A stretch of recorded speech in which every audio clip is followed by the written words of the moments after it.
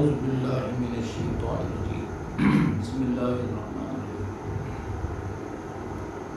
قل اللہم مالک الملک تؤتی الملک من تشاء وتنزع الملک ممن تشاء وتعز من تشاء وتذل من تشاء بیدک الخیر انک علی کل شیء قدیر۔ سامعین مکرم، اکثر سوشل میڈیا پر اس آیت کا ترجمہ سناتے وقت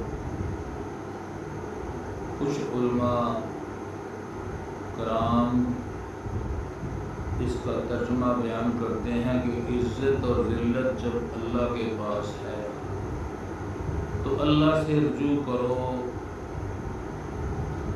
وہ اس آیت کا مفہوم بیان نہیں کرتے کہ یہ آیت کا شان نزول ہمیں کیا بتاتا ہے۔ فرمایا یوں عرض کرو، اے اللہ ملک کے مالک، تو جسے چاہتا ہے سلطنت عطا فرماتا ہے اور جس سے چاہتا ہے چھین لیتا ہے، اور تو جسے چاہتا ہے عزت دیتا ہے اور جسے چاہتا ہے ذلت دیتا ہے۔ تمام بھلائی تیرے ہی ہاتھ میں ہے، بے شک تو ہر شے پر قدرت رکھنے والا ہے۔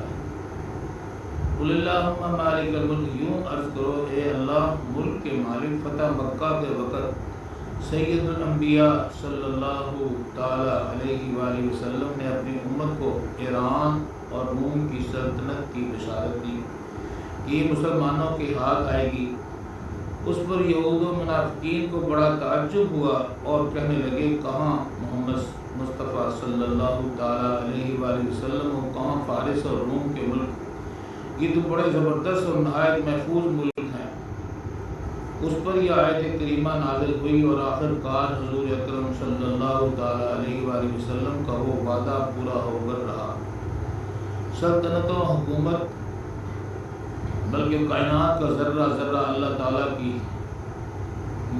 ملکیت ہے اور جسے چاہتا ہے عطا فرماتا ہے۔ کتنی بڑی بڑی سلطنتیں گزری جن کے زمانے میں کوئی تصور بھی نہیں کر سکتا تھا کہ یہ کبھی فنا ہوں گی، لیکن اللہ کریم مالک الملک کی زبردست قوت و قدرت کا ایسا ظہور ہوا کہ آج ان کے نام و نشان مٹ گئے۔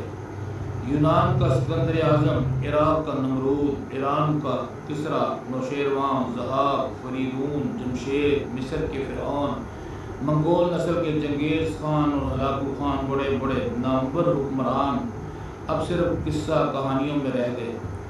باقی ہے تو رب العالمین کا نام اور حکومت باقی ہے اور اسی کو بقا ہے۔ یوں ہی عزت و ذلت دینا اللہ تعالیٰ کی قدرت میں ہے۔ دور دراز کے گاؤں بستیوں سے، چھوٹے اور غریب خاندانوں سے اٹھا کر تخت حکومت میں بٹھا دینا، غلاموں کو بادشاہت عطا کر دینا اللہ تعالیٰ کی قدرت میں ہے، اور معاشرے کے معزز ترین بلکہ دوسروں کو عزتیں اور خلتیں بخشنے والوں کو ذلت و گمنامی کے عمیق گڑھوں میں پھینک دینا اسی احکم الحاکمین مولا تعالیٰ کی قدرت ہے۔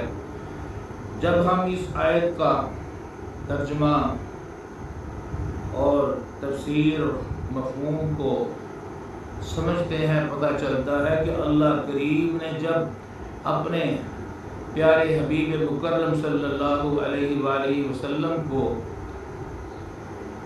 دنیا کا بھی بادشاہ بنا دیا، انہیں عزت کی دولت سے مالا مال کیا، انہیں حکومتیں عطا فرمائی، ساتھ وہ آیت کو بھی ملحوظ خاطر رکھیں وَمَا أَرْسَلْنَاكَ إِلَّا رَحْمَةً لِلْعَالَمِينَ۔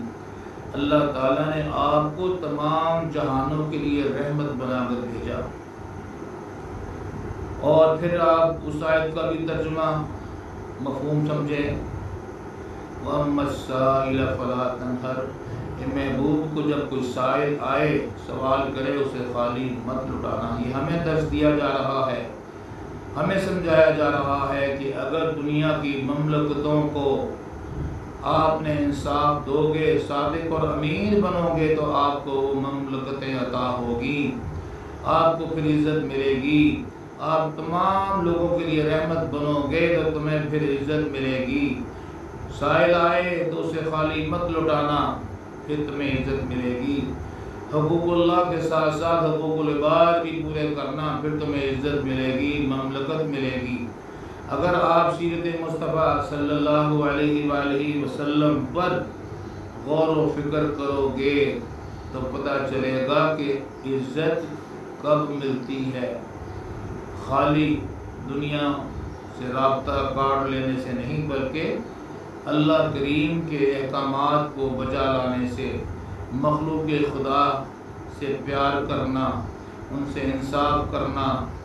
جب وہ سوال کریں تو ہو سکے تو جتنی حد تک ہو سکے پورا کرنا، پھر تمام رشتہ داروں کے حقوق پورے کرنا، پھر تمام عزیز و اقربا کے ساتھ ساتھ اپنے بھی حقوق پورے کرنا، پھر تمہیں عزت بھی ملے گی، پھر تمہیں مملکت کا والی بھی بنایا جائے گا۔ اللہ تعالی ہمیں ان مفہوم کو سمجھنے، اس پر عمل کرنے کی توفیق عطا فرمائے۔